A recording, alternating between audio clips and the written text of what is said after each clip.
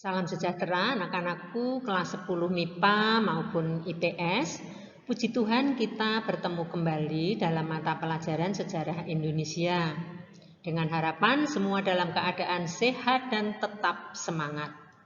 Nah, untuk materi yang akan kita pelajari hari ini adalah konsep perubahan dan keberlanjutan dalam sejarah. Tentu materi ini juga terkait dengan materi minggu yang lalu loh ya. Masih ingatkah? Apa coba pelajaran minggu yang lalu?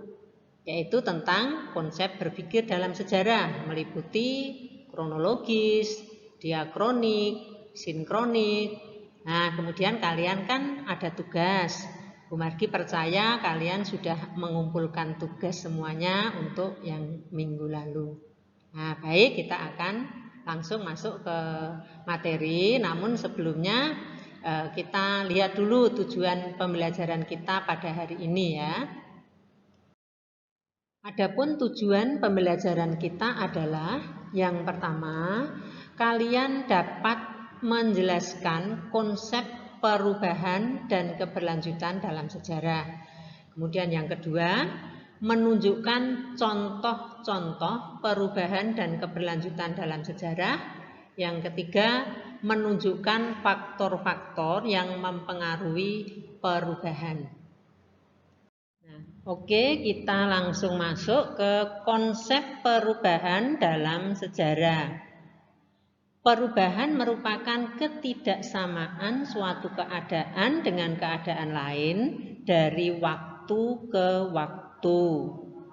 Nah, perubahan yang termasuk dalam kategori peristiwa sejarah adalah perubahan yang memiliki makna penting bagi kehidupan masyarakat. Jadi tidak semua peristiwa ataupun perubahan itu dikategorikan sebagai peristiwa sejarah.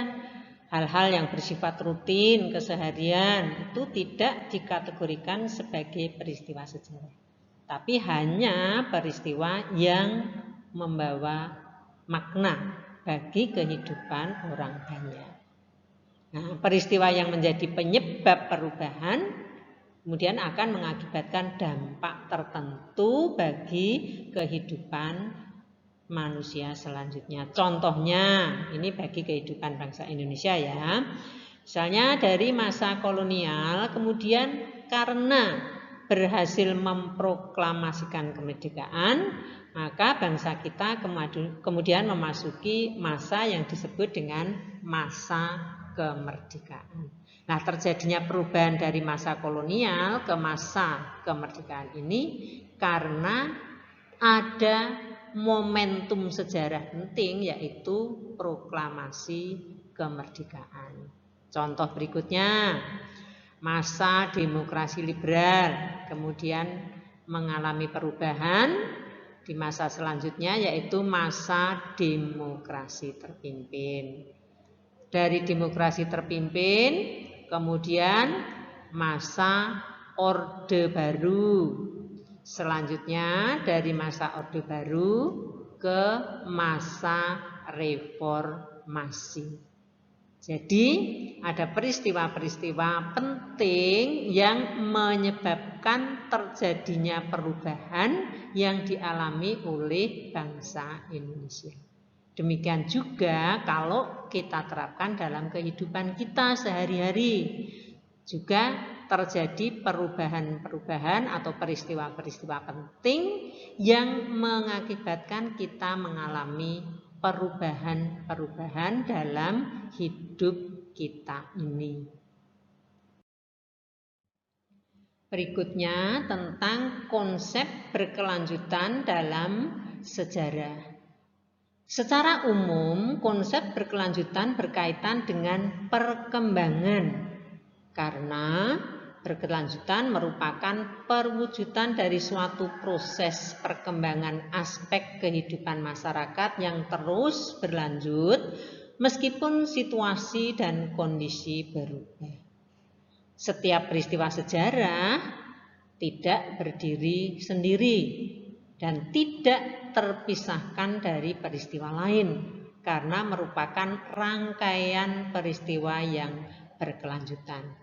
Ingat, ada hubungan yang disebut dengan hubungan kausalitas, yaitu hubungan sebab akibat dari peristiwa sejarah dengan peristiwa sejarah yang lainnya. Nah, peristiwa yang berkelanjutan itu apa?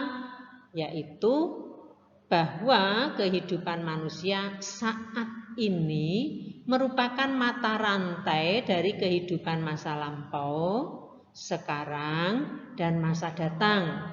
Ingat, setiap peristiwa tidak berdiri sendiri dan tidak dipisahkan oleh peristiwa yang lain.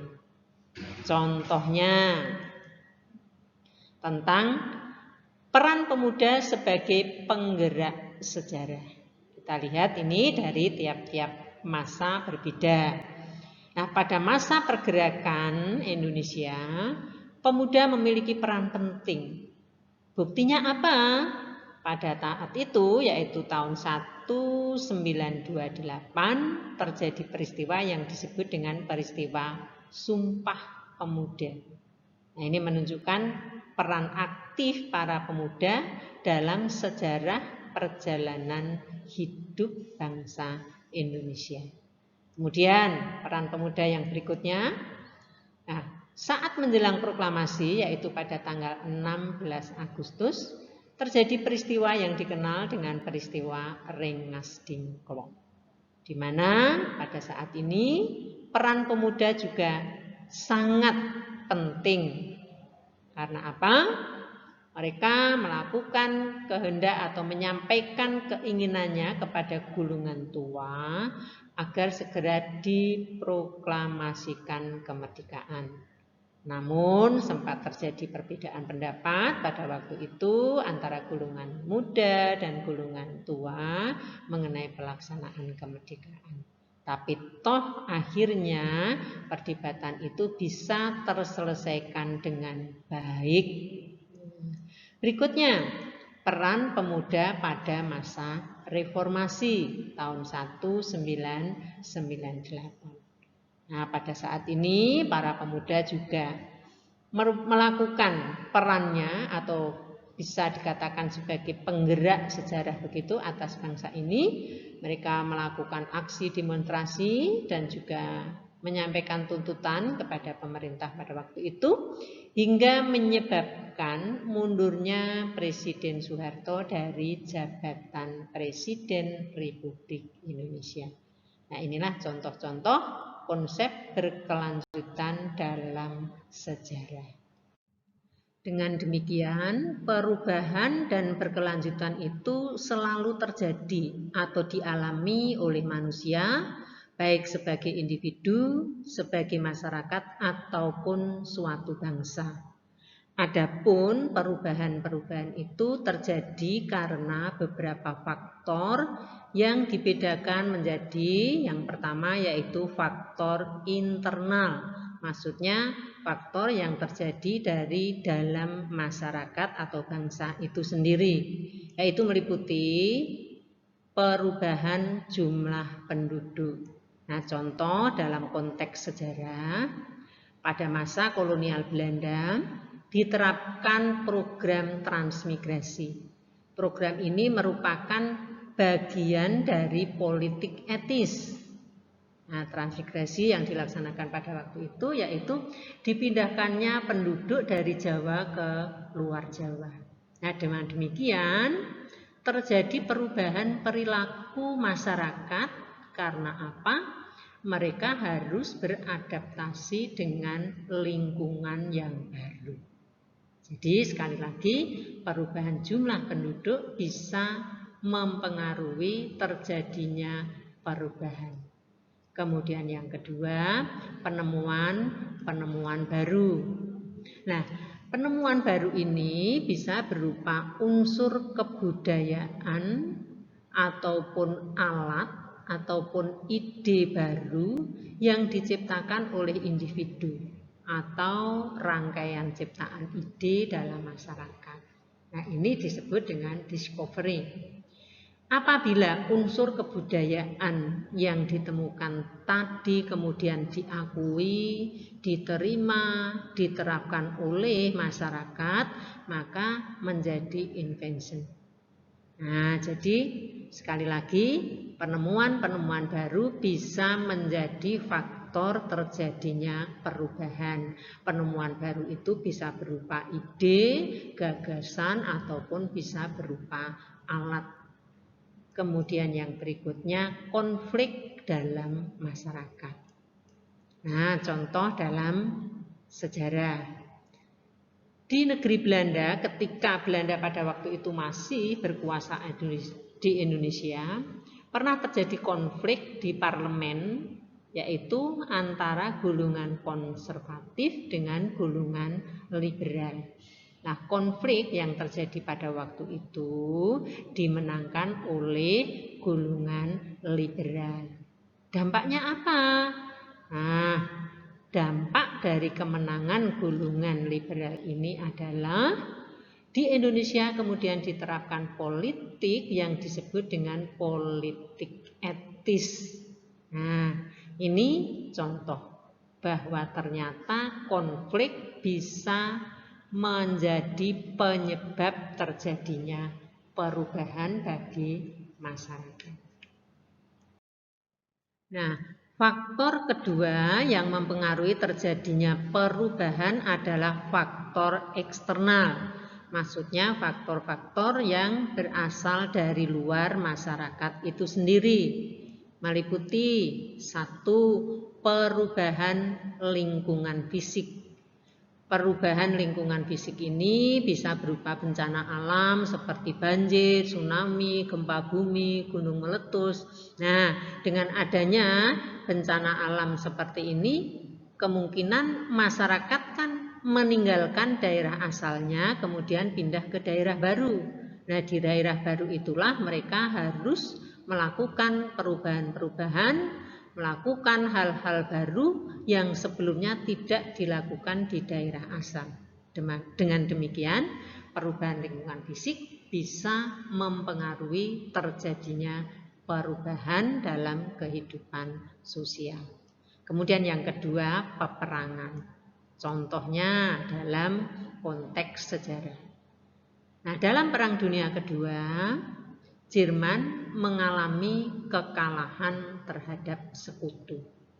Nah, akibat kekalahan dari Jerman itu, kemudian terjadi perubahan besar atas negara ini. Kenapa?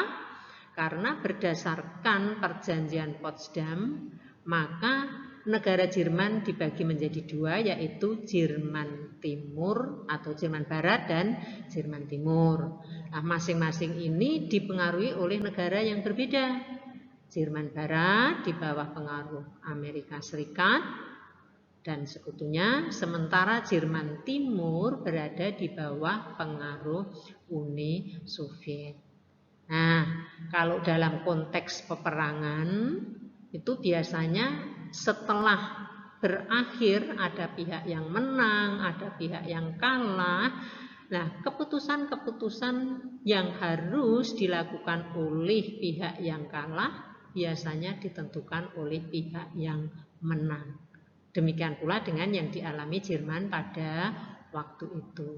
Nah, bagaimanapun yang namanya peperangan itu tetap menimbulkan kerugian besar, baik bagi negara yang kalah maupun negara yang menang.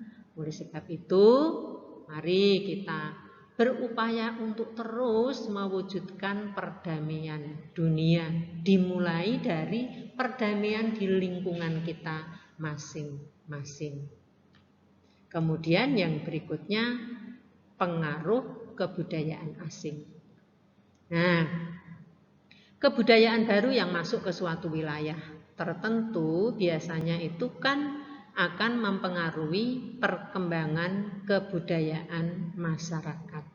Karena apa? Biasanya juga terjadi yang namanya akulturasi. Nah, akulturasi itu bisa terjadi dalam berbagai bidang. Contohnya, misalnya pada saat masuknya kebudayaan Hindu-Buddha di Indonesia. Kemudian kan terjadi akulturasi di berbagai bidang. Contohnya yang masih bisa kita saksikan hingga sekarang ini adalah misalnya berupa bangunan, yaitu candi. Nah, di Jawa Tengah itu ada banyak bangunan candi, Borobudur, Prambanan, Dieng, Gedong Songo. Nah, itu merupakan salah satu contoh akulturasi dalam bidang bangunan antara kebudayaan Indonesia dengan kebudayaan India. Nah, setelah memahami konsep perubahan dan berkelanjutan, kita tentu menyadari bahwa ternyata kehidupan manusia termasuk masyarakat ataupun bangsa Indonesia saat ini merupakan rangkaian atau kelanjutan dari kehidupan masa lalu. Karena itu penting bagi kita untuk belajar dari peristiwa-peristiwa penting atau pengalaman-pengalaman penting masa lalu. Berarti penting untuk belajar sejarah. Jadi inilah alasan mengapa kita harus belajar sejarah. Yang pertama, sebagai panduan moral dan politik. Kemudian yang kedua, sebagai sarana lebih dekat bangsa sendiri dan bangsa lain. Yang ketiga, memperkokoh identitas bangsa. Yang keempat, latihan berpikir holistik dan multi perspektif. Dan yang berikutnya, melatih berpikir diakronik dan sinkronik. Nah, adapun manfaat sejarah menurut seorang ahli yaitu Louis Gottschalk dan sejarawan Nugroho Noto Susanto sebagai berikut. Yang pertama yaitu memberikan manfaat edukatif. Maksudnya dengan belajar sejarah kita dapat mengambil hikmat dari peristiwa-peristiwa sejarah masa lampau. Kemudian manfaat yang kedua yaitu inspiratif. Manfaat inspiratif salah satunya akan menaikkan moral generasi muda untuk terus maju dan bersemangat. Kemudian yang ketiga, rekreatif, yaitu dengan membaca kisah-kisah sejarah seakan-akan mengajak kita bertualang melewati batas ruang dan batas waktu. Dan yang terakhir, manfaat instruktif. Nah, manfaat instruksi sejarah muncul pada saat proses penyampaian ilmu pengetahuan. Nah, inilah alasan belajar sejarah sekaligus manfaat dari sejarah itu sendiri. Dan ada ungkapan yang terkenal dari tokoh proklamator kita, Insinyur Soekarno, yaitu dirumuskan dalam istilah jas merah. Jangan sekali-kali meninggalkan sejarah. Nah, inilah anak-anak yang kita pelajari hari ini, yaitu tentang apa tadi judulnya? Konsep perubahan dan berkelanjutan dalam sejarah. Di kehidupan kita ini, masuk anak-anak, sebagai anak-anak yang baik, generasi muda, kita menyadari bahwa perubahan dan berkelanjutan itu akan terus kita alami. Baik anak-anak, untuk pelajaran hari ini kita akhiri. Bu Margi berharap kalian sudah paham dari apa yang kita pelajari hari ini. Untuk itu ada tugas yang wajib kalian kerjakan, yaitu yang pertama, jelaskan pengertian konsep perubahan dan berkelanjutan dalam sejarah. Kemudian yang kedua, carilah contoh perubahan dalam sejarah, tentunya contoh lain selain dari yang dijelaskan Bu Margi tadi ya. Kemudian yang ketiga, jelaskan perbedaan faktor intern dan ekstern yang menimbulkan perubahan. Nah, supaya kalian kerjakan dengan mandiri dan jujur ya, dan tetap jaga kesehatan. Tuhan memberkati kita semua.